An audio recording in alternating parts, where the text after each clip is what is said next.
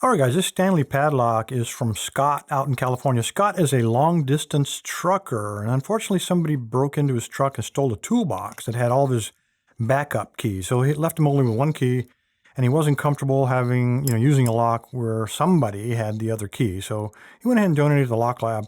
Thought we might try to pick it. Beautiful, nicely fitted, tight cover here. I tried pulling that off, but I don't know if that's epoxied on there or glued on there in some way. This is the bitting, so it's really nice bitting. It's a real shame. And it's actually engraved on the key itself there. So if you need a duplicate made, not too difficult to do, unless somebody's out there with an extra key. Got a little spinner plate here, in case you wanted to drill it. Yeah, it would be a big hassle, but we're not going to drill it. It works beautifully. Rotates just under 90 degrees, about 45 degrees there, I guess. Very smooth, but unfortunately the screw is not located here to take it apart. And I don't know why Stanley did this, but we're going to have to remove that screw, remove the shackle, probably leave the spring in place, and then go in with a screwdriver to remove that retaining nut there. Then and only then, it's not key retaining, by the way. Then we can probably take that plate and all the guts will puke right out of there. Hopefully. I don't do Stanleys very often, but that's my working theory. All right, let's give it a shot. Let's try to pick it. And once we do that, what I thought we could do, since the lock has been compromised, we'll just keep that key, but we'll trick out the inside of it and put in some technology to turn this into a challenge lock that we can kind of pass around. All right, I've had 3 questions in the last week or so about how do you choose the right tensioner. Wanting me to make a video. No video required, guys, because it would be like a 10-second video. When you're fitting a tension wrench in the top, find a tension wrench that will fit as tightly in the top as possible. That's all you got to do. If you choose one of these others, let me find the thin one here. This yellow one I think is the thinnest. I think this one is 0.8 millimeters. Notice how he really flops around in there, a lot of play. So I can't control that core. So the tighter the fit, the better you can control the core. So if you have a spool, you can release that tension in a controlled way to allow yourself to pick the spool and then tighten it right back up. You can't do that with the thinner ones. All right, that's the video. Let's try. I'm looking at this keyway here. It is very Schlage-like, but this piece of warding sticks out quite a ways, and even the thinnest picks can't get by him. So I'm going to have to probably pick from this ledge and go up like that, and then kind of bend it around the edge there. I'll try this guy. It is the Attila from Sparrows. There is a little play in this core. I don't think it is a challenge lock. And there you go again with the crazy focus bill. That's as good as it's going to get. All right, let's go in there. I'm going to apply moderate tension and assume it is not a challenge lock, so that all we're going to have to deal with will be standard pins. And then maybe if we can get it open, we'll trick it out. All right, I got a binder on, feels like pin 3. Nice click. I'll make sure that's not the warding. Pin 2. Little click. That was pin 1. Pin 3 is back down. Push them up a little harder this time. There we go. 4. Felt a little turn on the core. We may have a spool in here. I'm looking for some counter rotation. More turn on the core, so that was not a spool. That's pin 4 again. Another click, he fell down. And there's pin 5, and it looks like we got it open. All right, definitely nothing special in here. Let's go ahead and gut it so you guys can see how it's done. Then I'll kind of trick it out, put some alien tech in there, or not so alien tech. Try to improve the lock at a minimum cost and minimum trouble. And then I'll try to pick it again. We see if it made any improvements. All right, we're going to need, and I should have checked this out earlier, probably a 7/64. It's got to be a weird size. Probably metric. Nope, not that guy. How about a 3/32? Yes, and it's loose. No, it's not. It's just stripped. All right, no problem. Let's try some metric ones. This is definitely too small. All right, it's metric, and it is 2.5 millimeters. And there was a little bit of Loctite on him. All right, that's the pin that fits in a groove on the shackle. We set him aside. All right, there must be a trick to it that I'm unaware. There it is. Got him out. And it's got to be another weird metric size. Let's try this guy.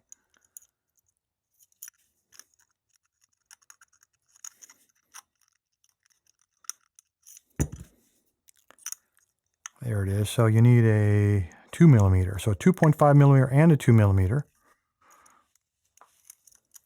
And there are all of our guts coming out. Set all this junk aside. Get a pinning tray up here. There's the nut. One nut in front of the camera and the other one. All right, I am going to put a mark on here so I can put this guy back together correctly later. So right over the pin, obviously, in the groove. Don't know if that'll do me any good, but it's my theory.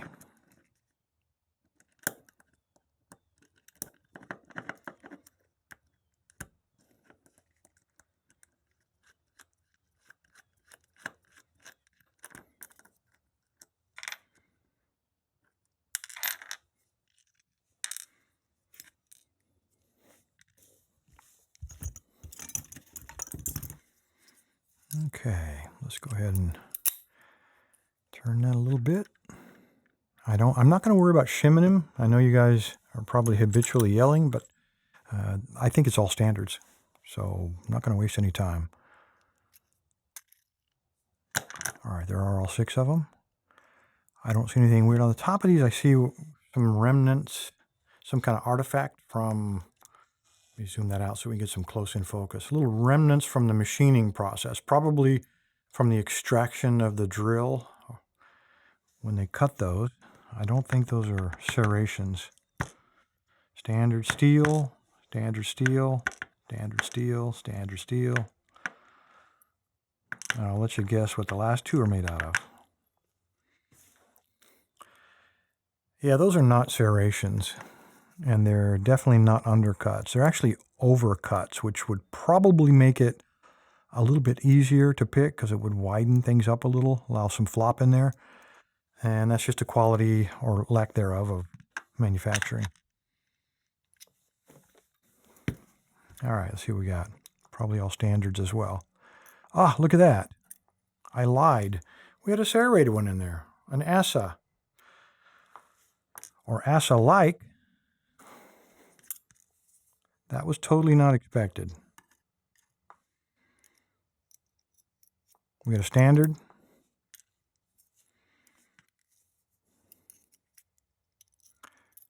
We have it's almost like an anti-bump.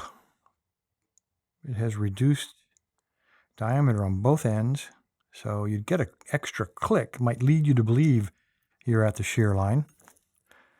And this is unusual, particularly for a production lock. Now we have a steel spring. Normally they're all the same, simply to ease manufacturing, but this one, not the same. Okay, we have standard.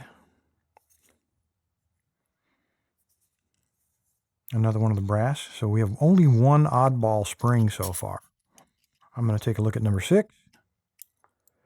We have another, this is like a spool, but just barely. That's the shallowest cut spool in the history of mankind. And the last one, number 5, another standard. All right. Check out see if we have any weirdness. And I don't see anything in there. It's all standard. Nothing threaded or anything like that. Why was this so easy to pick? Because we did have what I would say are 3 security pins in there. We had this ASA-like barrel pin. See if we can get this thing to focus. with a reduced diameter, which would lead you to kind of find the extra shear line before you found the real one. And he was hooked up with a steel spring, which would probably give you a little more resistance. 2 more standards, and then the last one is a spool. I think we're looking at, because of the shallowness of the spool, of the cuts on this one, and also on that spool, they didn't really give us any deep fault sets or indication that there was any security pins. When you combine that with the, I'm not going to call it low quality, but with that extra little ridge there, that extra wide funneling of each chamber, probably just let these guys slide right through. I probably could have, dare I say it, raked him open. All right, here's what I'm going to do. I'm going to go ahead and trick this out a little bit. I'm going to come back and show you what the inners look like, and we'll try to pick it and see if we made any improvements. All right, guys, all of 5 minutes has gone by. Let me show you what I've come up with. I've kept all of the same key pins. I kept all the same springs. The only thing I've changed would be, of course, the driver pins. Since we had an anti-bump before, I've got one here, except he's also got a spool built in, and since he's the first one, it's the steel pin, so it's kind of act as kind of a anti-drill in the very front of the lock there. I've also put in 2 ASA pins, this guy here, this guy here. I'm putting a standard spool. I'm putting in a 2-piece pin that somebody sent to me. And this last one, I don't know what the word is. It's a very rare German pin. I call it a jingle pin, but you can see that the discs in the center here kind of all move and wobble around. The theory being it's going to get caught up several times to give you some really weird feedback. That's my hope anyway. In terms of the core, I really didn't do a lot to it. Using a 6, let me see if I can grab this guy. It's a number 6 tap, 32 threads per inch. All I did is I threaded 2, number 2 and number 6. I chose number 2 because it's got the ASA pin and the same for number 6. The idea being these guys are really nasty to begin with. I just want to give those sharp edges something to dig into. So let me go ahead and reassemble this, and let's try to pick it, see how long it takes compared to the previous pick.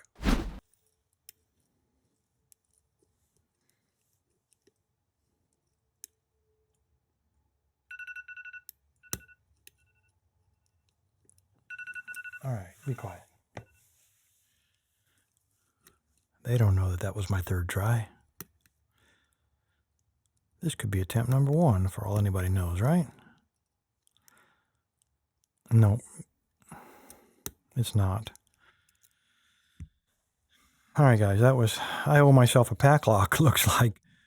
It's amazing how much difference there is in this lock with just 2 threaded holes and some halfway decent security pins.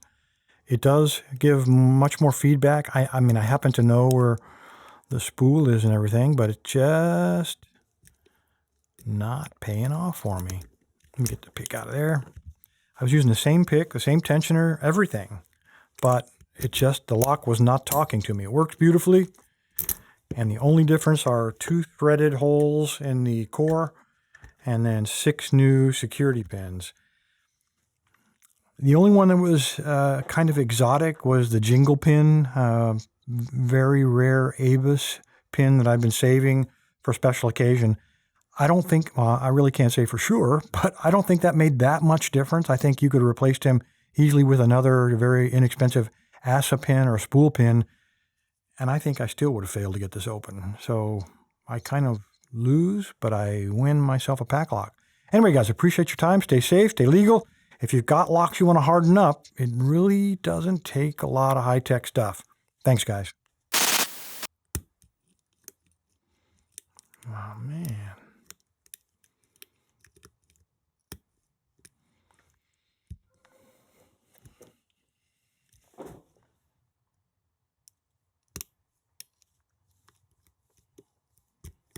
All right.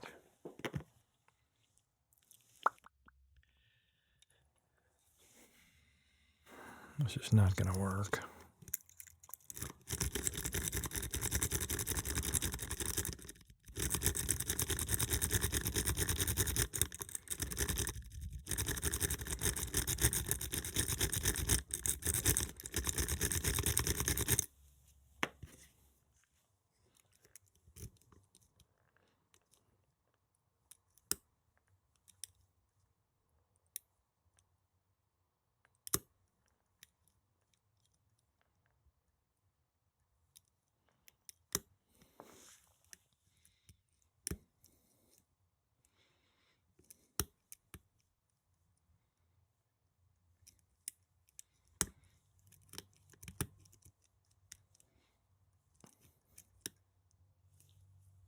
All right, that's the deepest fault set I've had right there. That was the jingle pin. Okay, now I've got a very deep fault set. I am very close now. Now I just need to get some feedback from somebody. Come on. Come on.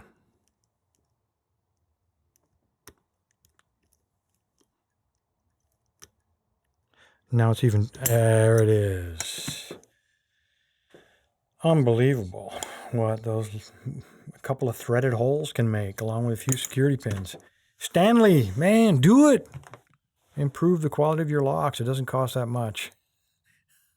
My hands are so tired. All right. Thanks, guys. Thanks for your patience. I'm glad I finally got this thing open. Lock Lab, where the fun begins.